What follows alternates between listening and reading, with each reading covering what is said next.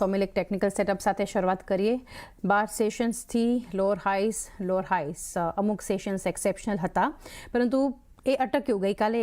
એના પર એક બ્રેક લાગી, પરંતુ આજના ફરી જે સંકેતો જોઈ રહ્યા છે, જે ગઈકાલે ફેવરમાં હતા, dollar index, bond yield, Brent, એ હવે બધું નેગેટિવ થતું જોઈ રહ્યા છે. એમિડ જે ક્લોઝિંગ ગઈકાલે આપણને 24,230 પર સ્પોટ લેવલ્સમાં નિફ્ટી આપ્યું છે. હવે ગિફ્ટ નિફ્ટી આજે લેવલ વાઇઝ વધારે એટલી બદલાવ નથી સૂચવી રહ્યા. એક્શન ઘણી પોઝિટિવ હોય, પછી એડવાન્સ ડિક્લાઇનના ફ્રન્ટ પર હોય, નિફ્ટી બેંકની જે મજબૂતી, બ્રોડર ઇન્ડાઇસિસ, કઈ રીતે હવે ધ્યાનમાં રાખીએ માર્કેટને સોમિલ, અને શું લેવલ્સ કે સ્ટ્રેટેજી આપશો આપ? Good morning to everyone. તમે લોઅર હાઈઝની બારામાં વાત કરી on the daily charts. However અગર આપણે વીકલી ચાર્ટ્સમાં વાત કરીએ, સિન્સ એપ્રિલ 2026 એટલે લાસ્ટ 4-5 મહિનાથી હાયર લોઝ બની રહ્યા છે on the weekly charts, on the higher degree time frame. પહેલો લો બન્યો અરાઉન્ડ 22,200 આસપાસ, એની પછી એક લો બન્યો અરાઉન્ડ 23,100 23,000 આસપાસ, અને એની પછી એક લો બન્યો 23,600. હવે ત્યાં અગર આપણે આ બધા લોઝનું એક એક ટ્રેન્ડ લાઇન થી જોઈન કરીએ તો એક ટ્રેન્ડ લાઇન બની રહી છે, અને કાલે જે આપણને બાઉન્સ મળ્યો એ ટ્રેન્ડ લાઇન થી જ સપોર્ટ લઈને એક બાઉન્સ મળ્યો છે. તો I will B positive here.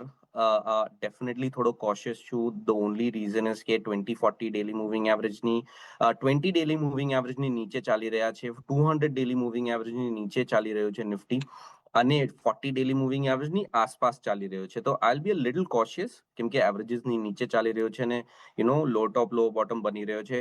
However જે ક્રુશિયલ સપોર્ટ્સ છે ત્યાંથી જ માર્કેટે પાછો બાઉન્સ દીધો છે, that is 24,000, the trend line, upward sloping trend line.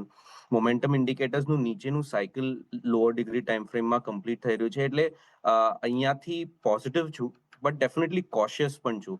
અહીંયા હું વધારે લાર્જ કેપ પર વધારે ફોકસ કરીશ, મિડ કેપ, સ્મોલ કેપ્સનું થોડુંક અવોઇડ કરવાની કોશિશ કરીશ, અને ઓન ધ પોઝિટિવ સાઇડ, કેમ કે બહુ બધી ઓપોર્ચ્યુનિટીઝ પણ છે માર્કેટમાં. જેવી રીતે autos are doing good, defence is doing good. ડિફેન્સે થોડું ઘણું રેલી દેખાડીને થોડુંક કરેક્શન દેખાડ્યું છે, પણ મને લાગે છે કે ત્યાં પણ ઓપોર્ચ્યુનિટી છે. Pharma is anyways doing good, પણ ત્યાં થોડુંક એવું કરેક્શન આપણે એક બે વીક માટે જોઈ શકીએ મે બી. હાવેવર બાય ઓન ડિક્લાઇન્સની જ આપણે સ્ટ્રેટેજી રાખવી જોઈએ. આ સેક્ટર્સ છે જે બહુ સારું કરી રહ્યા છે. નાઉ ઓન બેંક નિફ્ટી અગર આપણે વાત કરીએ તો બેંક નિફ્ટીમાં પણ એક ફ્લેગ પેટર્ન બની રહ્યો છે. Bank Nifty is trading about 20, 40 and 200 daily moving average. તો આઈલ બી પોઝિટિવ, અને બેંક નિફ્ટીમાં મને એવું લાગે છે કે ઉપરમાં મારા ટાર્ગેટ્સ 58,600 છે, અને એની ઉપર 59,000 ની આસપાસ જઈ શકે છે. So I'll be positive. નીચેમાં સપોર્ટ લેવલ્સ અગર તમે જો in the very short term તો 57,350 ની આસપાસ છે, અને 200 ડેલી એક્સપોનેન્શિયલ મૂવિંગ એવરેજ જે છે એ અરાઉન્ડ 56,670 પર છે. એટલે આ બધા લેવલ્સ આપણે એઝ અ સપોર્ટ ધ્યાનમાં રાખવા. However the bias steel remains positive, અને બાય ઓન ડિક્લાઇન્સની આપણે સ્ટ્રેટેજી રાખવી જોઈએ.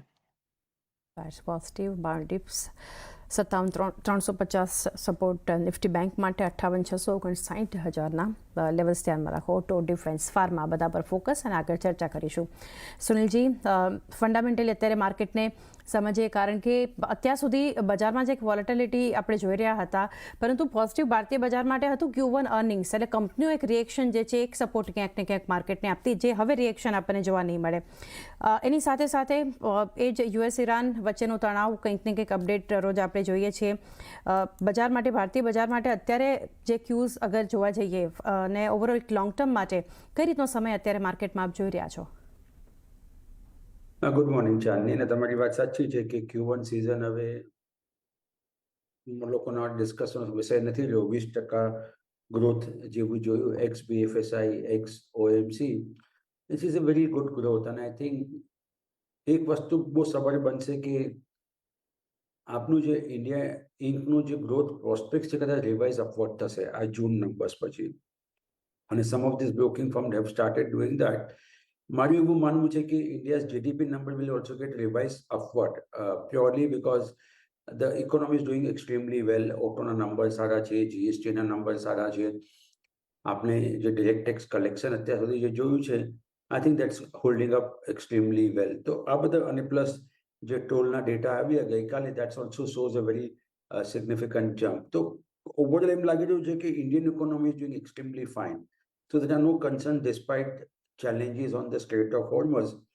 And I think one big factor જે ઇન્ડિયન માર્કેટને થોડા નેરો રેન્જમાં રાખશે એ છે સ્ટેટ ઓફ હોર્મઝ. જ્યાં સુધી એની કોઈ ક્લેરિટી નહીં આવે, આઈ થિંક થોડી ચિંતાનો વિષય રહેશે માર્કેટ માટે. અને ક્રૂડ ઓઇલ પ્રાઇસ જે $93-94 થઈ ગયું છે Indian crude oil basket, I think that's another રેઝિસ a concern. Because તમે જોશો તો ઓગસ્ટનું જે અત્યાર સુધી ઇન્ડિયન બાસ્કેટનું ક્રૂડ ઓઇલનું જે છે which is much higher as compare to the July, તો ક્યાંક ને ક્યાંક એક ચિંતાનો વિષય બને. બિકોઝ પણ બીજો મોટો ચિંતાનો વિષય જે market will start discussing in a near future એ છે યુએસ.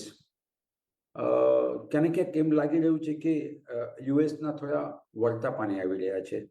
આપણે જે રીતે જોયું કે 2021થી જે રીતે નાસ્ડેક વધ્યો હતો, ક્યાંક ને ક્યાંક એક સૌથી મોટો ચિંતાનો વિષય હવે ત્યાં બની રહ્યો છે. Because AI story coming under scanner, 40 trillion borrowing which has happened with the US, 6.7 trillion revenue છે, એના પર તમે 40 trillion તમારી બોરોઈંગ હોય તો તમે સમજી શકો છો કેવી રીતે કરી શકે.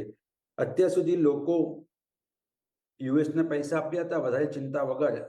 હવે શું થશે? હવે કદાચ લોકો પૈસા આપવા માંગશે યુએસને, બટ કદાચ હાયર રેટ ઓફ ઇન્ટરેસ્ટ છે. અને તમે જોશો તો 30-year bond yield has gone above 5%, which creates another pressure for the, because તમે borrowing, so it's not the amount of borrowing that creates a problem. It is the rate of interest that you pay on that borrowing creates a more problem. And any 25 bips high is going to further flare up the interest cost for US economy. તો અત્યારે 16-17% જેવું revenue જે છે યુએસનું, that goes to meet the interest cost. અને જો કદાચ interest cost વધે, which is a સંભાવના વધારે પડતી સારી છે, I think it's going to be a little challenge. Because bond yield market clear cut કહી રહ્યું છે કે ભાઈ તમે જે ગવર્મેન્ટનો જે રેટ છે એના પર તમને આપવા તૈયાર નથી. તો either you to borrow at a costly or you leave without borrowing kind of a stuff. Second thing, તમને ખબર હોય તો જાપાનમાં જે રીતે સપોર્ટ આપેલો હતો, Japanese was trying to withdraw money from the US economy, તો ત્યાં પણ એક ચિંતાનો વિષય બની રહ્યો છે. ક્યાંક ને ક્યાંક ત્યાં પણ એવું લાગી રહ્યું છે કે the most supporter of US dollar are also basically likely to withdraw money from the US treasury. And એ થશે તો I think we are heading towards a mini crisis for the US economy. અને એ થશે તો I think definitely એના કંઈક છાંટા બધી જ ગ્લોબલ ઇકોનોમીના પર આવશે. તો અત્યારે ઇન્ડિયન માર્કેટ માટે સ્ટેટ ઓફ હોર્મઝ એક મોટો વિષય છે. ગ્લોબલ માર્કેટ માટે યુએસ ઇકોનોમી શું થશે? તમે ગઈકાલે જે વોલમાર્ટના ડેટા કદાચ તમે જોયા હોય તો one of the slowest growth which has happened for the Walmart. Retail sales are a little concern, અને જે growth પણ આવ્યો છે that 2% something has come mainly from the e-commerce. It has not come from the physical store. So I think there are clear cut દેખાડી જે slowdown છે. તે યુએસના retail data જે આવ્યા હતા આ મહિને તે પણ ખાસા 9 મહિના લો હતા. તો ક્યાંક ને ક્યાંક એક ચિંતાનો વિષય બની રહ્યો છે. And I think we need to be a little careful. So we have a challenges on the domestic front, we have a challenges on the global front. So you have to be a little careful in terms of your strategy. This is આ કે strategy નથી જ્યાં બધું જ ચાલશે. I think market will be very selective.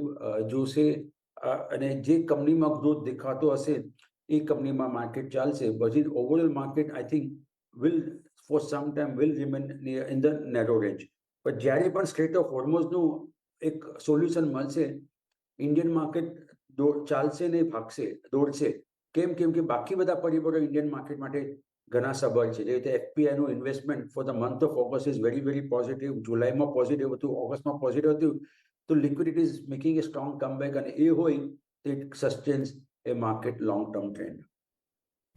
તો એક view આ બધા ફેક્ટર્સને ધ્યાનમાં રાખી અને ભારતીય બજાર પર